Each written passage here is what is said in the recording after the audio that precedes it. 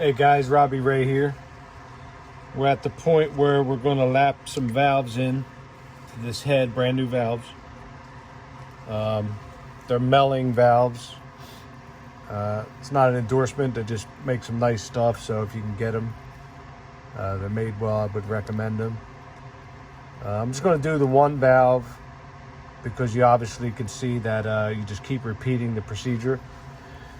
Now I do have I should say, the old-fashioned lapping sticks, but they kind of fell apart on me, so I'm going to do the drill method, which I still think is fine. Let's see if I can get this on camera here. I'm just going to put just a little bit of paste on there. Hang on, it doesn't take much. Hit a couple spots like this. There you go.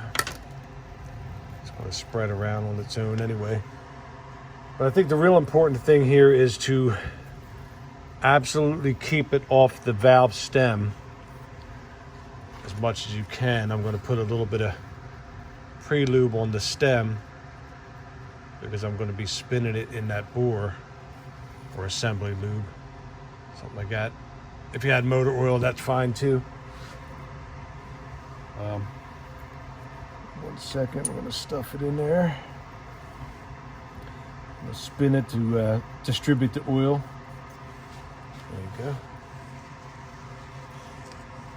I'll bring the camera around to show you the other side. I mean, you could do this 100 different ways, but I just got a piece of rubber hose on there. It wasn't tight enough, so I put a couple zip ties on it.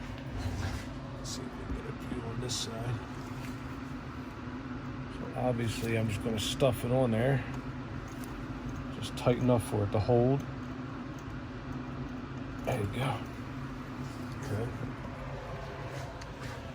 Another thing I like about this method is that it, unfortunately I just dropped that valve a second ago, which I'm not happy about, but it already happened. But, you know, if this wasn't spinning true, I'd be able to see that if I bend it or something.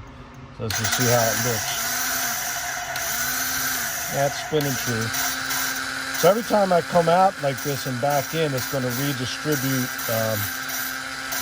like coarse grit, which you can actually hear. You might be able to hear it up close enough. Hear that? And then when I want to do the finish pass, I'm going to leave it against. I'm not making it super tight, but that grit is going to wear down and wear down, and it's going to theoretically become fine grit at the end of the day. It's kind of what they're telling you. If you read the package, they'll tell you it's several different grits in one, because depending on how much you use it, it's going to get finer and finer. Let's back off a little bit here. But to me, one of the emphasis on this thing is to not let any of that compound get on the valve stem at all. Don't even use the same rag. Like, look, I have a totally clean rag. I'm going to take some of the oil off the stem just so I'm careful. And I'm going to use a completely different rag even for the paste itself, because it's like sandpaper. You don't want any of that getting inside your valve guide there and prematurely wearing it out. But if you can see here, I'm sure there's a spec for this. Let's see if we can get close enough. But essentially what they're saying is they want the margin. You see how the margin is only in the center? It doesn't go all the way to the edge, which is good, and it doesn't go all the way to that edge, which is good. They basically want the margin to be in the middle, just like you see it right there. And there's tons of reasons for this. Most of the reason is so it dissipates the heat from the valve back into the head every time it's closed. So they don't want like a pencil thin line, because then they feel there's not enough contact for it to dissipate its heat, and you'll end up with burnt valves. So you want something that looks just about like that, especially if you're just a home mechanic, you don't have any fancy measuring tools. And same goes for, I'm going to wipe off the seat, and I'm going to look to see that it lapped it all the way around pretty evenly. Like, I wouldn't want to see a real skinny area in one side or anything that looks very uneven. So let's see what that looks like. See if we get closer. Yeah, there you go. So you can see, hang on. You can kind of see the dull area that it produced.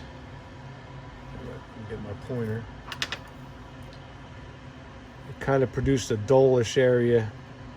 Oops, I'm trying to look through the camera. Right there, and that's a good seat width to me. It looks good. Again, it doesn't breach all the way to the outside and not to the inside. They want to touch in, you know, in the middle of the seat itself and sort of in the middle of the valve, the area that it has available for it. Like here's one. Hang on.